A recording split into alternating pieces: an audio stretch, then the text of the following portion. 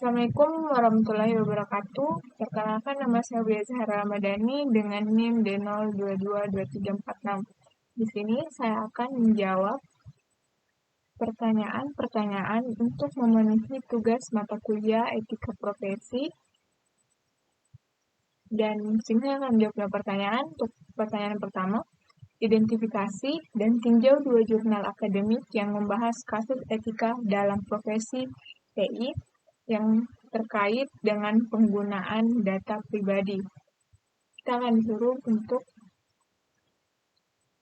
pertama buat ringkasan komparatif dari kedua kasus tersebut dengan fokus pada langkah-langkah penyelesaian masalah yang diambil oleh profesional IT.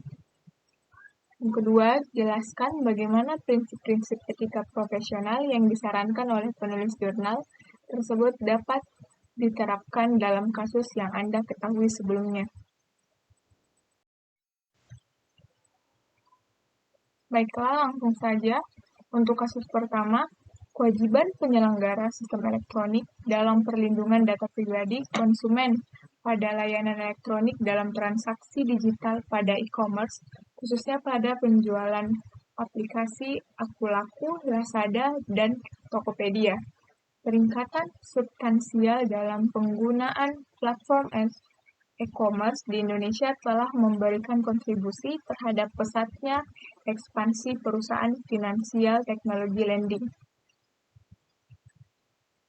Terdapat dua risiko utama yang berbahaya terhadap konsumer, data security dan risk of transaction errors. Penanganan data pribadi meliputi berbagai tahapan, antara lain yang pertama perolehan dan akuisisi, pemrosesan dan evaluasi, penyimpanan, dan perbaikan dan pembaruan. Yang terakhir ada pameran, pemberitahuan, transmisi, distribusi, atau pemaparan. Pada kasus kedua, perkembangan teknologi dan internet saat ini membuat manusia mengubah cara melakukan komunikasi. Salah satunya ialah perkembangan sosial media. Sosial media sudah menjadi bagian dari kehidupan untuk memperoleh, membagikan, dan menyebarluaskan informasi. Pada era teknologi informasi saat ini, data mengenai privasi seseorang telah banyak tersebar pada internet. Dan tanpa kita sadari, banyak data mengenai privasi seseorang yang telah bocor di internet. Data privasi yang tersebar bisa disebabkan oleh klien sendiri ataupun terhadap penyedia layanan. Seperti bocornya 87 juta data di Facebook yang dicuri oleh firma Cambridge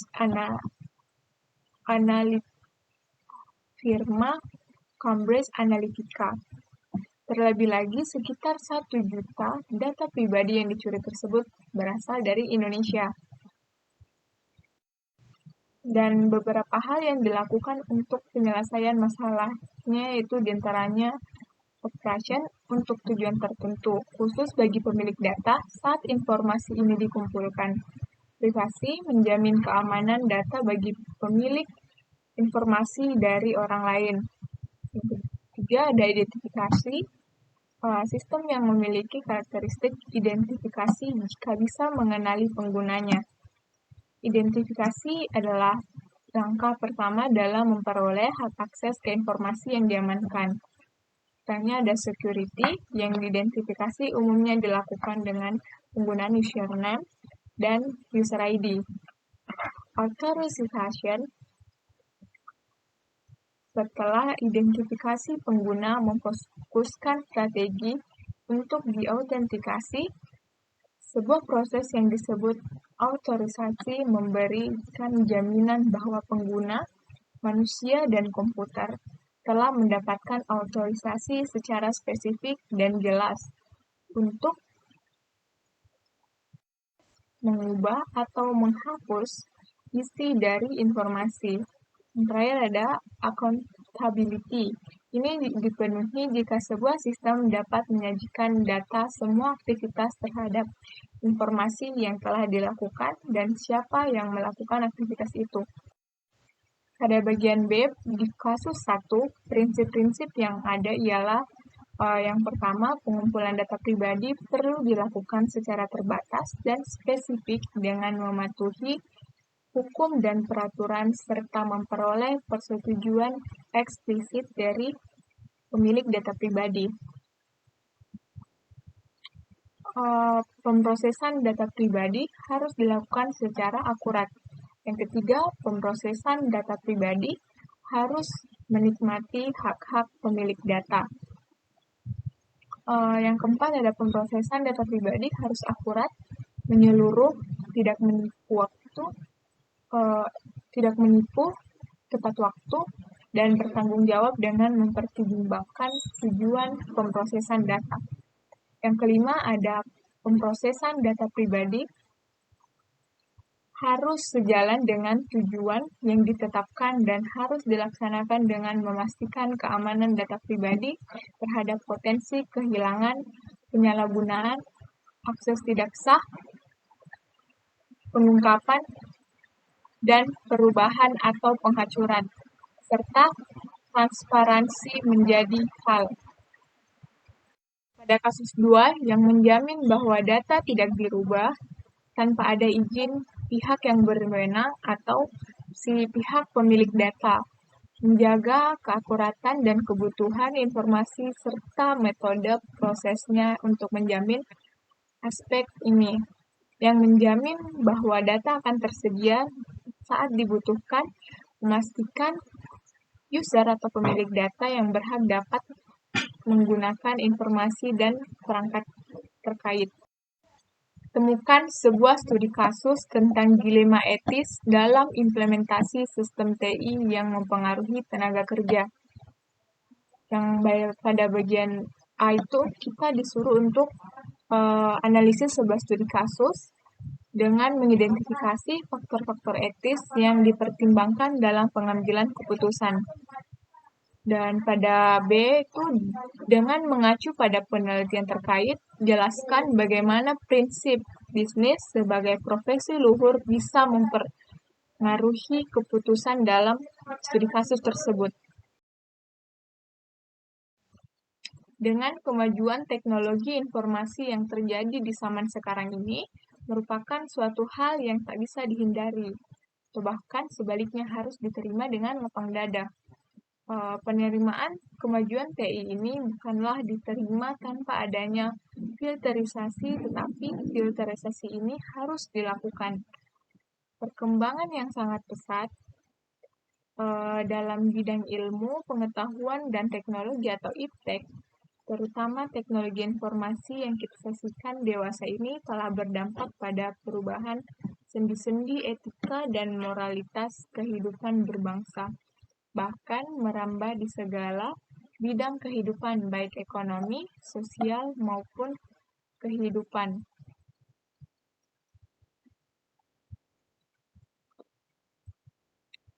Dengan diterapkannya sistem TI ini, maka akan memberikan beberapa dampak, sehingga ada beberapa faktor yang harus menjadi pertimbangan dalam pengambilan keputusan. Ini dalam kasus implementasi otoritas perpustakaan. Yang pertama itu terbatasnya pengetahuan staf dalam menggunakan perangkat lunak dan perangkat keras. Mungkin penguasaan pemanfaatan teknologi informasi dan komunikasi merupakan harga mutlak yang untuk dipahami oleh para pustakawan.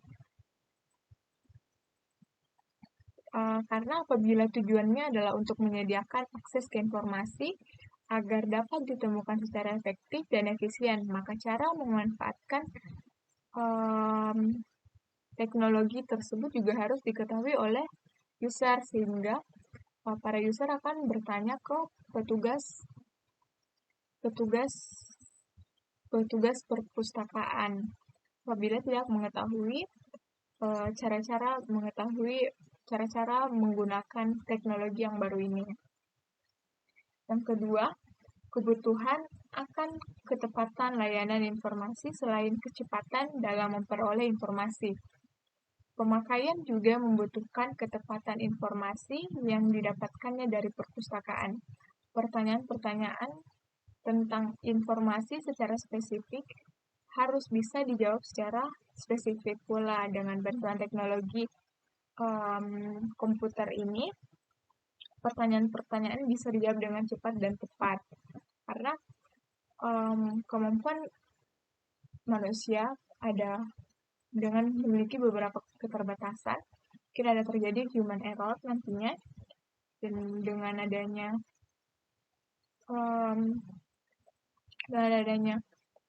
teknologi ini diharapkan untuk bisa membantu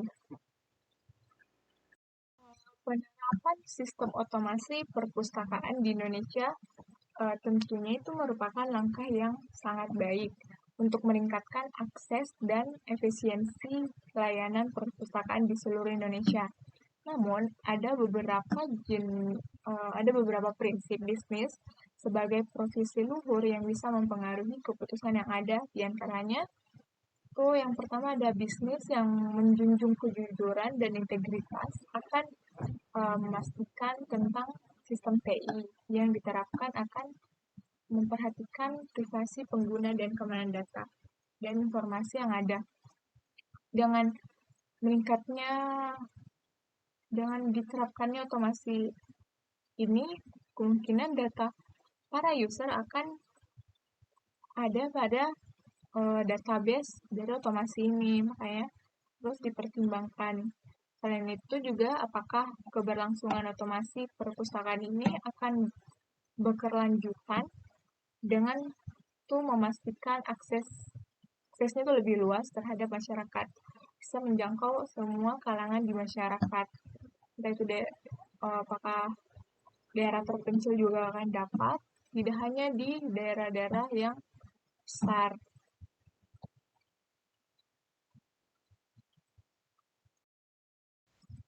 Itulah tadi yang pada nomor 2. Untuk yang nomor 3, lakukan tinjauan literatur tentang dampak cybercrime terhadap masyarakat dan profesional TI. Itu yang pertama ada jelaskan temuan dari minimal 3 artikel yang berbeda. Buatlah penjelasan tentang bagaimana profesi TI dapat berkontribusi dalam penanganan cybercrime berdasarkan literatur yang saya baca. Pada nomor 3 itu dengan makin berkembangnya teknologi, zaman sekarang itu tentunya tidak lepas dari pengaruh-pengaruh yang akan ditimbulkan. Seperti ada cybercrime dan lain-lain. Tidak hanya pengaruh positif, ada juga pengaruh negatifnya. Dan pengaruh negatif ini maka akan menimbulkan cybercrime karena akan ada semakin berkembangnya teknologi.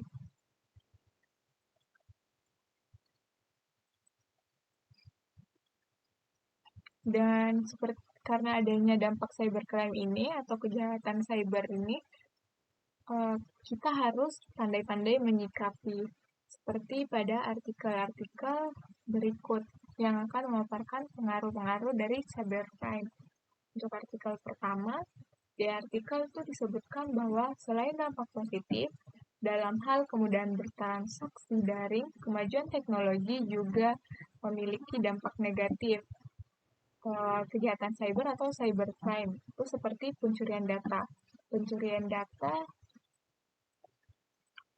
data itu marak terjadi pada akun-akun bank atau akun-akun e-commerce, yang artinya itu dengan berkembangnya teknologi ini akan membuat data kita rentan untuk dicuri dan disalahgunakan. Kemajuan teknologi juga memiliki dampak negatif yang berbahaya, itu manfaat kemudahan bertransaksi yang ditawarkan membuat peredaran uang di jagat maya semakin besar. Peredaran uang yang semakin besar tersebut membuat pola kejahatan juga semakin bervariatif, yang awalnya jadi cuman ada copet, jambret, mencuri yang langsung tuh, hingga premanisme, terus tapi sekarang sudah ada yang namanya jadi kejahatan cyber seperti meretas data, carding, hingga penipuan daring. Dengan kemudahan transaksi digital terus dengan kemudahan transaksi digital dengan ditambah juga dengan gejolak perekonomian itu membuat platform pinjaman online atau pinjol itu bermunculan. Ada beberapa kasus kejahatan cyber yang berkaitan dengan pinjaman online. Itu seperti banyaknya pencurian data itu berupa KTP yang disalahgunakan untuk melakukan pinjaman online dengan atas nama orang lain, tetapi data yang diserahkan itu data kita. Beberapa orang tuh mengaku tiba-tiba ditelepon, beberapa orang mungkin akan ditelepon untuk menagih hutang uang yang tidak pernah dipinjamnya, karena hanya dipakai hanyalah data dirinya. Untuk artikel kedua, tuh pada artikelnya dibahas tentang kejahatan cyber pada bisnis digital. Dengan kemudahan untuk bertransaksi secara online dan juga melakukan proses penjualan jual beli secara online tentulah akan menimbulkan efek negatif. Seperti contohnya pada e-commerce, biasanya itu kita membeli pakai kita pakai untuk melakukan jual beli. Selain para hacker yang langsung mengenai pada sistem aplikasi atau hacker yang membobol akun e-money pelanggan, ada juga yang memanfaatkan ketidaktahuan dan ketidakhati-hatian masyarakat dengan meminta kepada pembeli melakukan transaksi di luar dari aplikasi. Itu seperti diminta melakukan transfer di luar dari akun mitra dengan dilakukan dengan alasan akun error. Untuk artikel 3 itu ada pada artikel ini dipaparkan dampak kejahatan cyber yaitu degradasi moral. Dengan adanya teknologi komputer telah menciptakan ruang baru yang disebut dengan cyberspace, yang merupakan sebuah dunia komunikasi berbasis komputer dengan menawarkan realitas yang baru yaitu virtual reality atau realitas virtual. Dan untuk hal-hal yang dapat kita lakukan sebagai profesi IT dalam penanganan cybercrime ini, yang pertama, mengembangkan keamanan sistem pada aplikasi sebagai profesional TI. Kita dapat mengembangkan sistem keamanan yang kuat untuk melindungi data dari akses yang tidak sah. Pada profesional TI ini dapat merancang infrastruktur jaringan yang aman, seperti menerapkan enkripsi data dan teknologi keamanan yang membantu lainnya. Selain itu, kita juga dapat melakukan pelatihan dan pendidikan. Profesional TI ini dapat memberikan pelatihan kepada pengguna tentang praktik keamanan yang digital yang baik untuk menghindari phishing dan memperbarui perangkat lunak secara teratur serta tidak melakukan transaksi di luar aplikasi. Oke. Dan keempat itu kita disuruh untuk mencari artikel hukum yang membahas tentang kelemahan etis dalam privasi dan perlindungan data. Yang pertama itu analisis dan bandingkan pendekatan hukum dalam dua negara yang berbeda terhadap masalah yang sama. Dan yang kedua ada dengan merujuk pada artikel yang ada, jelaskan bagaimana Anda sebagai pemimpin TI akan menanggapi jika dihadapkan dengan situasi serupa. Untuk kasus yang pertama, kita mengambil pada kasus di Indonesia, seperti ada terjadi kasus kebocoran data konsumen pada aplikasi belanja online Tokopedia. Dalam kasusnya itu ada 99 juta data pengguna aplikasi Tokopedia, serta 7 juta data penjual per bulan Maret pada tahun 2020 yang datanya bocor dan dijual di situs dark web dengan harga jual sebesar $5 Amerika Serikat. Meskipun diperjualbelikan secara bebas, namun orang yang ingin mengunduh data tersebut harus menggunakan VPN karena data tersebut ada di server Amerika. Terhitung sudah ada lebih dari 50 pengguna sudah mengunduh data tersebut, walaupun pihak Tokopedia menyatakan bahwa data yang bocor tersebut itu tidak mencakup data sensitif seperti password dan kode OTP. Tapi mereka menghimbau pengguna aplikasi tetap mengganti password untuk menghindari hal-hal yang tidak diinginkan. Untuk sikap pemerintah dalam menanggapi kasus kebocoran data itu tidak begitu tegas. Indonesia sebenarnya memiliki peraturan mengenai hal ini yang berbentuk itu peraturan menteri atau Permen nomor 20 tahun 2016 tentang perlindungan data pribadi. Namun, kebocoran data berskala besar belum diberikan sanksi tegas untuk e-commerce yang tidak apik dalam menjaga data pengguna. Dalam Undang-Undang ITE juga tidak disebutkan dengan jelas sanksi yang diberikan untuk e-commerce yang lalai dalam menjaga kerahasiaan data pengguna. Sebagai profesional IT, kita juga akan melakukan peningkatan dan pemulihan sistem yang dibobol dengan meningkatkan keamanan sistemnya lagi, serta melakukan evaluasi untuk melakukan evaluasi akan sistemnya untuk mencari yang mana saja yang dijadikan celah oleh para peretas ini. Untuk nomor 5, kita melakukan review literatur yang menggambarkan konsep profesi luhur dalam konteks TI dan bisnis. Itu ada yang pertama, identifikasi dan jelaskan 2 studi kasus dari literatur yang mencerminkan konsep tersebut dalam praktik bisnis. Yang kedua itu buatlah kesimpulan mengenai bagaimana prinsip-prinsip tersebut dapat diterapkan untuk menghadapi tantangan pemenang mengambil semua dalam industri TI ini. Untuk profesi luhur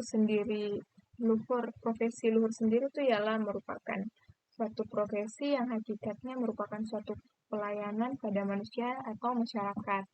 Pada artikel ini memaparkan Direktur Digital dan IT dari BRI, Arga M. Nugraha, menyatakan keamanan data pribadi nasabah adalah aspek yang sangat penting bagi BRI. Karena hal tersebut merupakan sebuah amanah yang dipercayakan oleh nasabah BRI. Selain itu juga menurut Arga, menurutkan bahwa BRI juga melakukan penguatan dari sisi perangkat keamanan jaringan dan penggunaan teknologi seperti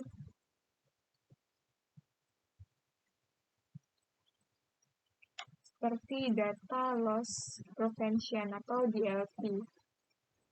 Itu network security assessment dan penetration testing itu juga selalu kami lakukan untuk senantiasa meningkatkan kewaspadaan.